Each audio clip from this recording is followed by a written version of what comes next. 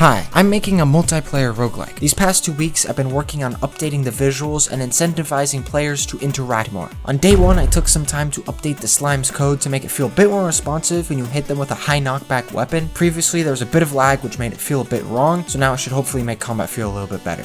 On day 3, I reworked the room system. Previously, you would just be teleported to the next room when you touched a door, but now there's actually a hallway between rooms, and this should hopefully fix players accidentally going to the wrong room. Also make the dungeon feel a little bit more physical and more like a dungeon. There's still room to improve, like adding branching paths, but it's an improvement for now. On day 5, I worked on upgrading the inventory system so you can hold more than one weapon. Now I'm thinking that you can hold a offhand and a main hand, and in the main hand's like kind of just a combat weapon to make combat interesting, and the offhand is like kind of the item that's going to cause players to interact. It's like a special ability that will work for multiple players and hopefully incentivize them to work together.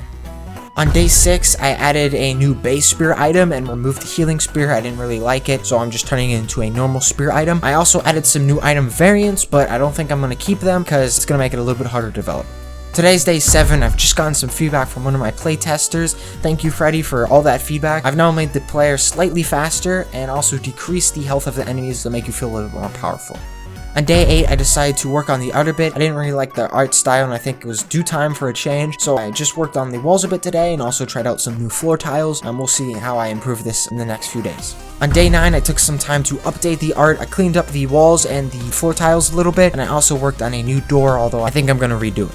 One of the effects I really want to implement is ambient occlusion. One of the games kind of similar to my game is Enter the Gungeon, and they have this cool effect on the walls where the wall meets the floor, there's a shadow and it makes the walls feel a bit more grounded. So I'm going to try and implement that in the game and hopefully improves the visuals better. So I've redone the door and I've also added the new art into the game along with the ambient occlusion. I think it's looking so much better. This is with and without the ambient occlusion. I think the ambient occlusion looks better. Let me know what you think. Does it out of style? Does it look better? I want to hear your feedback. On day 12, I just added 3 new items, the Storm Potion, the Wind in a Bottle, and the Shield. These are purely for testing, not polished at all, and they're kind of just testing some of the abilities that potential items can have, and we'll see how it turns out. Project Squad now has a composer. Thank you so much to Gibbs for offering to make music from this game. I'm super excited to see what you come up with. It's going to be awesome.